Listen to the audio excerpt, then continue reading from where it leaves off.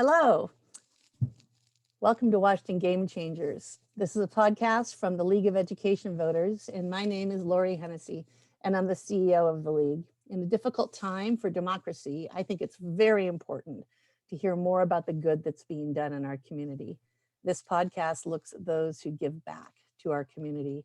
They do this through finding innovative solutions, they inspire others, they lead the way in making our state more equitable and just. The podcast is a one-on-one conversation with powerful leaders in a time when we need to hear more good in the world. So I've shared 4 interviews with you so far as part of this podcast. The first was with Dr. Ben Danielson from UW Medicine. And Dr. Ben spoke about racial equity and reckoning with our own roles in transforming our community. The second podcast was Marty Hartman from Mary's Place. Marty spoke about the reality of homelessness versus what many of us see today. Then we spoke to Sean Good, who works for Choose 180. And Sean talked very eloquently about restorative justice, kids of color, his family's own experience with the justice system.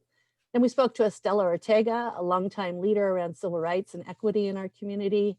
And she spoke about her late husband's work and what El Centro de la Raza does in our community. And you can find all of those wherever you listen to your podcast. So today's guest is in good company with people changing the world, and he's done a lot of it himself. Tim Burgess was a city councilman in Seattle for a decade and mayor as well in late 2017. And before he was in politics, he was a radio journalist and a police officer, among other things. Tim, welcome. Thank you. Nice to be here, Lauri. It's great to see you. So first off the bat, I just have to say this in full disclosure. I have found out through researching you in the last couple of years that we share 2 things. One is we both worked in radio early in our careers. When I was at Cairo, I think you were at KJR? Yes, KJR, yeah. So that was the first thing I found, and I want to hear more about that. But then I also found that we both went back and got our degrees. Now, of course, I'm mentioning this because I got my degree 2 weeks ago. Well, congratulations. Yeah. Yeah. It was sort of, I phrase it as a 35-year source of embarrassment for me that I had dropped out of UW long ago. And, your career picks up and keeps going, and you keep saying, someday I should go back and finish that. So when I shared on Facebook a year or 2 ago that I was going back to finish finally, it really made my day because you responded, I went back. And I told someone, if the former mayor of Seattle makes it okay, it's okay. So tell me about that. How did you go back? So back in the early 1970s, when I did attend the University of Washington, my shift in the police department changed. And so I had to withdraw that particular quarter because I couldn't go to class and work as a police officer at the same time. And I withdrew. I kind of broke the cycle, and I was kind of on to other things, and I never finished. And so when I left City Hall at the end of 2017, my daughters really continued their teasing of me about being a college dropout and said, you ought to go back and finish. So I called to the UW, spoke to an academic advisor and said, hey, I think I have 8 credits to go. What do I do? And she came back to me about a week later and said, well, you actually have 12 credits to go. And here's classes we suggest you take to satisfy that requirement. And so I did it, and I graduated and got my bachelor's in political science. I just love, now you were going before COVID. So were you going to class? Yes, this was before COVID. So this would have been 2018 and early 2019. And wow. So I got to 12 hours. It was really kind of funny because, someone my age, everybody in the classes I took assumed that I was one of these older folks that can come and audit a class for $15 or whatever it is, something that Governor Evans put in place when he was governor. And so I always sat with all that little cohort of people. So here's all the old folks over in the corner. But one guy finally figured it out, and he challenged me and said, you're actually taking this for credit, aren't you? And I said, yes. It was a great experience, though. Yeah, I have found perhaps the most liberating part of going back all these years later is doing my part in removing the stigma, because this whole stigma of not talking about the fact that you drop out, that I've now discovered there's this quiet group of people out there who were like me. And most of them, it's because of stories like mine, where I was working at a radio station and I started going to class less and Yep. less. Um, I got so much more out of it going back in my late 50s. I was such a geek. My kids are now grown and they were laughing because I'd be calling them every week after class. I just learned another thing I have to share. And boy, Yeah. I Yeah. recommend it highly. For me, I'm moving on. I'm getting my master's next. And Oh, great. That's great, yeah, Lauri. yeah, I Yeah. start next month. So it's Yeah. really that there's my ad for lifelong learning. If the former mayor of the city of Seattle can go back and finish. Then anybody can do it. Yeah. Well, you got me beat. You went back in your 50s. I went back in my early 70s. So I finally got that taken care of. All right, that's great. Well, now you have that little check mark, right? Yeah. So tell us about your own career. So you started in radio, and then what happened after that?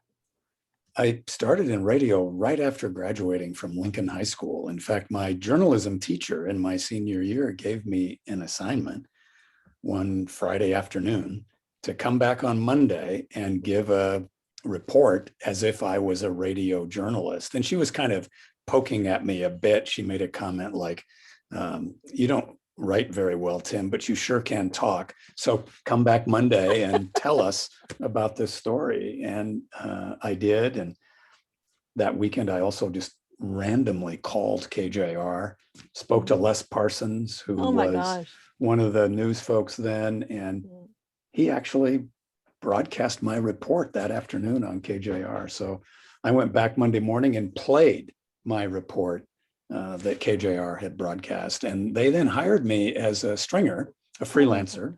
And 3 or 4 months later, Pat O'Day, the program manager and general manager of the station, said, "Hey, do you want to work here full time?" And I said yes. And I spent 4.5 years as a field reporter for KJR, which, was unusual because KJR was a top 40 rock and roll station. Yeah. And and number one station in the city. Mm-hmm. Rock and roll stations weren't known for focusing on news, Yeah. but Pat really wanted to have a strong news department. And there were 9 or 10 or 11 of us in the news department at KJR. Yeah. That's unheard of even today at most radio stations. So it was a great experience. Yeah. And one day I covered a speech that Wes Ullman, who had just been elected mayor of Seattle, gave about reforming the police service. Mm-hmm. And in that speech, he invited young people to come join the police service and help change it. Wow. And I thought to myself, wow, I'm in my early 20s. I could do that. So I signed up and spent the next 8 years or so as a police officer, both a patrol officer on the street, and I also did some public affairs work for the chief of police and was a detective investigating burglary, theft, and fraud cases. And then I decided I was going to solve global poverty. And so I went to work for an international relief and development agency. That then led to me forming a marketing communications company to serve nonprofit organizations here in North America and in Europe. And I ran that company for 20 years and then decided I should run for city council. And so I've had major changes in my career path, but I've always tried to do what was really driving me and kind of what I was passionate about and what would bring some level of satisfaction that I was making a difference for the common good. That's kind of the consistent thread that runs throughout all of that. That's great. I like this whole sort of bouncing around thing. I don't think there's anything wrong with having many different phases of your professional life. And you really demonstrate that. I mean, whenever I meet someone and say, like you, I've had many different phases where I was back on Capitol Hill and then I worked at a PR firm and I run nonprofits, and people will say, wow, that's a lot of different chapters. And I always say, I am never bored. because you keep Yeah. finding new things to explore. So Mhm. that's it's a healthy way to me to go about life. So somewhere in that time frame that you outlined, as I was doing some research, I found that, sorry about I apparently forgot to turn off my notifications, so we'll go with that. I did some research and found that when you were a police officer there in the early part of your career, you spent a lot of time, and as you were patrolling, saw some of the things that we're now talking about today in terms of poverty, in terms of inequity. Could you talk a little bit about that chapter? Sure. When I graduated from the police academy, my first assignment was in the patrol division, working on the street as a uniformed officer. And I was assigned to the night shift. So we started at about 8:15 at night and got off at 4 in the morning. Mm-hmm. And I was assigned to the High Point Housing Project in West Seattle. Mm-hmm. And believe me, in the early 1970s, Mm-hmm. it was not anything like High Point is today. It was more or less a typical area dedicated to low income, affordable and supported housing. It had a serious crime problem. It was a mess. It didn't look good. There was a lot of garbage and trash everywhere. There were some periods of time where we would not enter High Point unless there were 4 officers present at a time.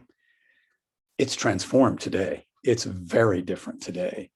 But that was an eye-opening experience to me. I had been rather sheltered growing up, and I saw the impacts of poverty, intergenerational poverty. I saw the impacts of a lack of opportunity, especially with kids of color.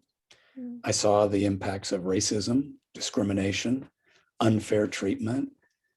And especially when I talked to young people, to kids, because we related to kids a lot, and they would open up eventually and kind of tell their story, there was a common thread. And that common thread centered mostly around the impact of poverty, the impact of crime, and them as victims of crime, repeated victims, and racism. Those were the common threads for many of those kids that we dealt with. So that was my first exposure. And later, when I was elected to the city council, I discovered that while things are different than they were in the 1970s, in so many ways, they're exactly the same. And so I realized that helping kids get the strong, fair start they deserve is really, really crucial. And so I focused a lot of my time at City Hall on issues around children. How about a lot of that time, it seems, in the last few years on council, and I know now, has been focused around early learning. What are some of the things that you found in terms of the critical nature of early learning and some of those disproportionate starts that we see for kids? Yeah.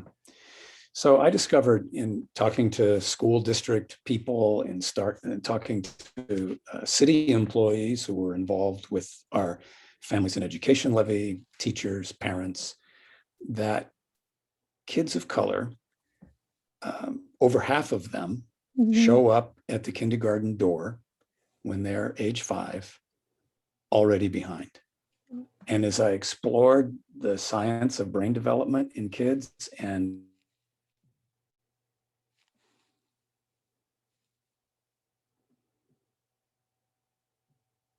I looked at the effects to recover from that. So I started doing research. I started passing out academic articles to my colleagues. I passed out books on the value of early learning and getting that strong and fair start in the birth to 5 window, which is so, so critical for kids. And eventually that led to the creation of the Seattle Preschool program. We put together a study mission to the East Coast. We took about 42 people, elected officials from Seattle and King County, union representatives, school board members, childcare providers, preschool providers, we all flew off to the East Coast, went to Boston, Jersey City, New Jersey, and Washington, D.C., and we saw examples of exemplar, high quality preschool, and then came back to Seattle and made a ballot measure to impose a new tax in order to create the Seattle preschool program. And it passed overwhelmingly. And this next September, they will start their 7th year. And we'll have 128 classrooms spread across the city, most of them offering dual language instruction, many of them offering before and after care as well, because parents have to have a full workday where their kids can be cared for. It's a great program. It's one of 3 municipal government preschool programs in the United States that meets all 10 national quality standards for preschool. So I'm very proud of that program. I just wish we could expand it. Yep. You froze for a second, so I'm hoping that can you still hear me? More quickly. Yeah. Very, very important to me. Sorry about that. I hope, did I freeze on your end? I'm hoping No. was okay. Hoping that was a half-second blip on my side. Yeah, the early learning, when that, now what year was it again when it passed? 2014, November of 14. It was overwhelming, wasn't it? Much higher than people had expected. If I'm remembering right, it was 64 or 65% approval. Oh, and amazing. 2014, we weren't fully recovered from the Great Recession yet. Yeah. Seattle started on the recession a little later than other parts of the country, and we recovered a little later. But even in the midst of that, I think Seattle voters, who frankly are very smart, recognized that we have to invest more early in order to change life outcomes for our kids. And that is so true today.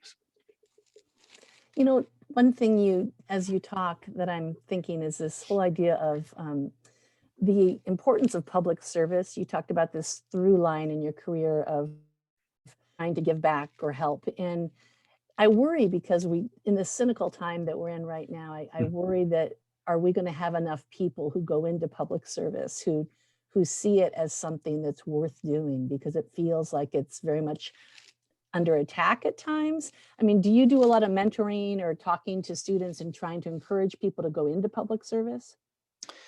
I do some of that. I was talking to a young woman. Well, she's in her 40s now, but that's still young compared to me, just the other day. And she reminded me, I'd forgotten this, she reminded me that I invited her to our home many, many years ago and encouraged her to run for public office and explained to her the pros and cons of doing that.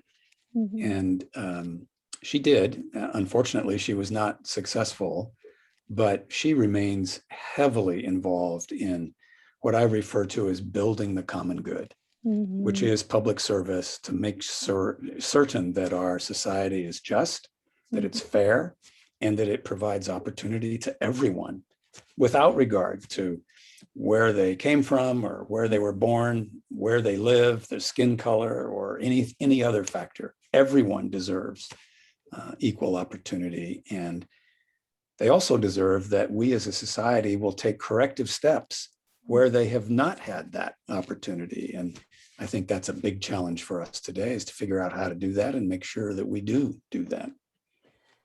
It's funny, very early in my career, I worked for John Miller. Do you remember John Miller? Oh, sure, of course.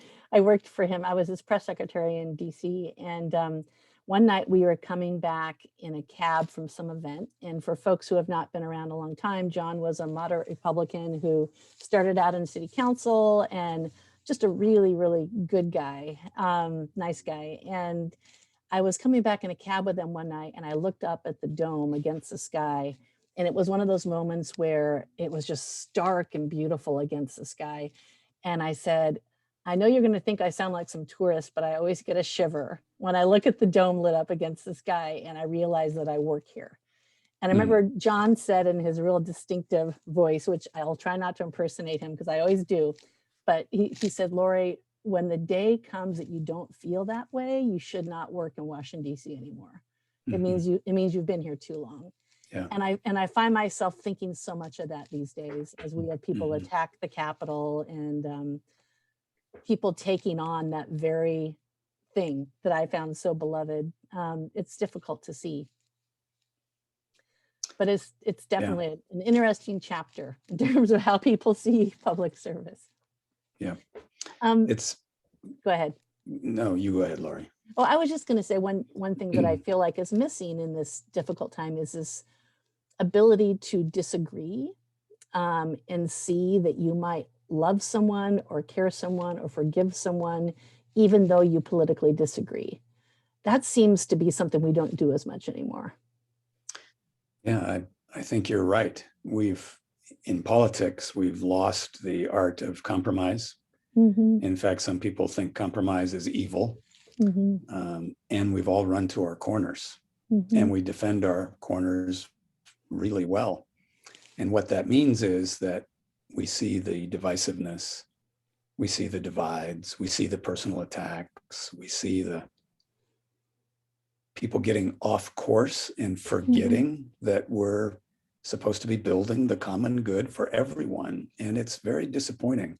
But even in the face of that disappointment, we can't shy away. And I think our city, our state, our nation needs people who will stand up and listen well, plan well, compromise sometimes to get things done. Otherwise, we're going to be in deep trouble here sooner than we think, because the divides are really sharp and many of the divides are built on falsehoods, on misunderstandings. And we need to get past that. Yeah. You know, as I look at you and talk to you, I keep thinking how there was a Facebook photo, maybe, I don't know, a couple of years ago. It seems like a lifetime ago now, but there was a photo of you and your wife, and you were either rollerblading or what were you doing? It was some very, very active thing where you guys were like visiting relatives somewhere on the East Coast and doing something. And I remember thinking, you know, this is something to aspire to. Well, I'm glad I didn't kill myself, whatever I was doing. I don't remember that. But it was yeah. Maybe you were skating or you were doing something very active with grandkids. And I remember thinking, you know, we have so many opportunities to reinvent ourselves and to keep finding joy in every chapter, you know, and find something new to do. And you seem to really be doing that. You and Jolene just keep finding new things to do. And I know you were traveling a lot before we went into this weird chapter, right? Yeah, we were. And we've got grandkids, 5 of them. They all live in Seattle. We stay engaged. We will. I don't read certain blogs. I don't do much on Twitter. I'm more present on Facebook. Jolene keeps reminding me, Tim, do not read comments. You don't need to go there. Those are fringe people who don't know what they're talking about. And all they want to do is bitch and moan and complain and attack. Some people really enjoy personal attacks on people. And there's not room for that in my mind. And I try to avoid that. Because it's easy to get discouraged. You know, nobody likes to be attacked or have their integrity questioned or have their motives assigned somehow. So we all need to work on being better about that and try to push past that so that we can get good things done. Yeah. Well, the phrase that came to me at the time is that you guys kind of made growing older look fun. Well, we've been incredibly blessed, Lauri. We've got a great family. We're generally healthy, although I do notice that I don't have the energy I used to have. But we're doing great, and we live in a wonderful city. So, what are some of the things that you've been doing during the pandemic? I know a lot of people have been doing Netflix till it's almost all gone. Some people are doing new ways of cooking. Myself, I live on Vashon Island, and because I've picked up 4 hours from not commuting every day, I've taken up kayaking.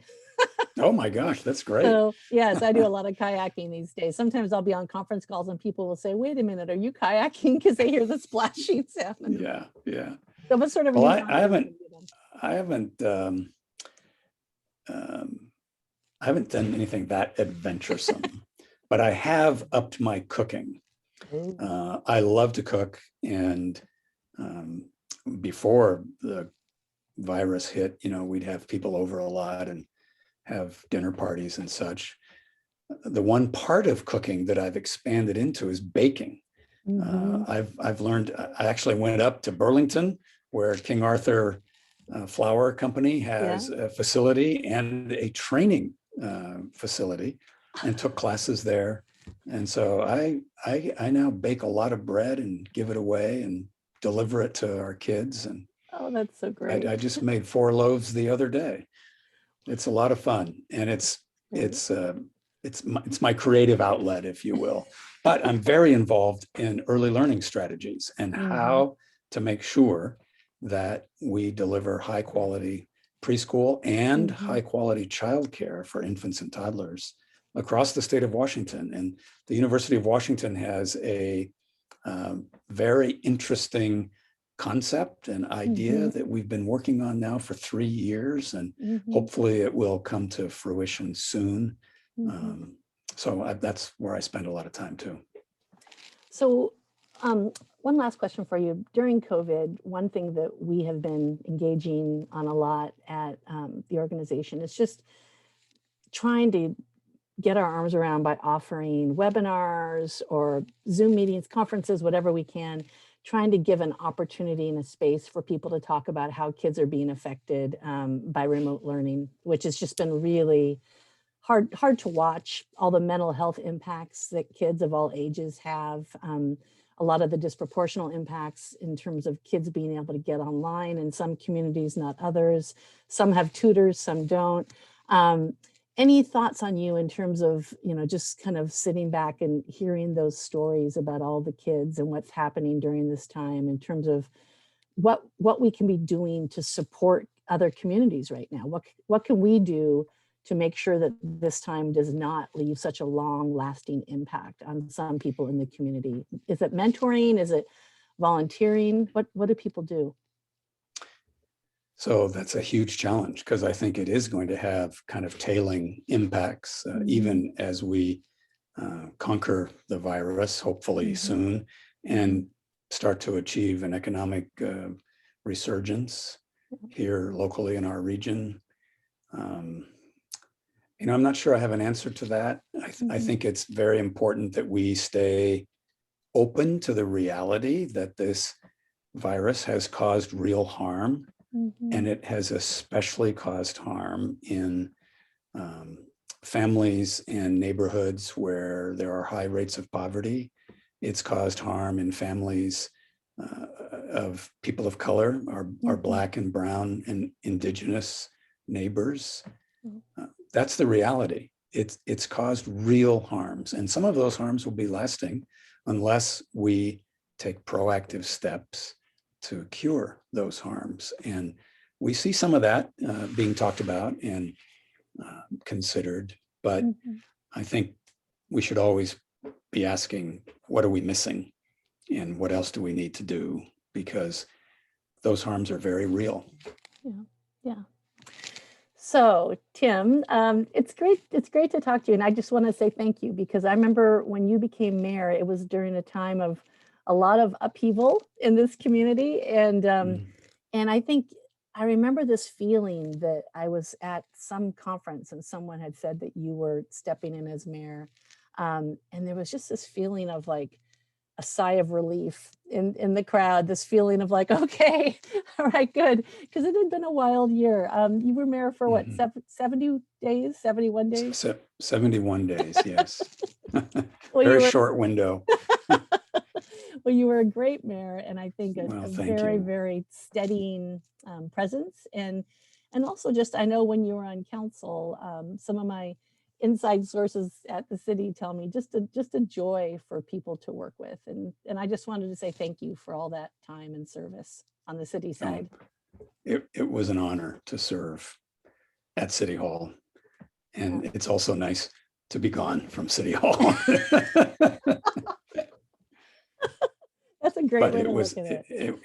it was great time. I loved every minute of it. All right. Well, it's great to talk to you. And what should people do? Last question for you. If they do want to do anything, get involved in early learning, do something to be involved in some way in this really important issue. Is there an organization you recommend that they seek out? Not particularly, but I will say that President Biden has proposed a really, really good birth to 5 strategy that involves quality childcare for infants and toddlers, universal preschool for all 3 and 4-year-olds, and basically saying the K-12 system is now preschool to 12. Yeah. And all the science, all the evidence says that would be a really good move. Mhm. He's proposed that preschool program be free to everyone and that childcare not cost any family more than 7% of their household income. So making it accessible and affordable to all families. And then there's another component, family supports for those families that may need a little extra help or care. It's a great program. I hope that the Congress will give it serious consideration. And if they don't, we should do it in the state of Washington. And we can do it in the state of Washington if we have the political will to do it. All right. Well, early learning advocate, former radio reporter, councilman, mayor, and UW graduate. Tim Yeah, thanks, Burgess. Lauri. Happy to be with you today. Thanks very much. Yeah, it's great to talk to you. So thanks again. And stay tuned. You can find this podcast and others wherever you find your podcast. We're on Spotify and Apple. You also can go to our website, educationvoters.org, to see all the Washington Game Changers podcasts. And you can also go there to email me any ideas for people you'd like to have me talk to in the future. So Tim Burgess, thanks again. And thanks to everyone for tuning in. Take care. Thanks.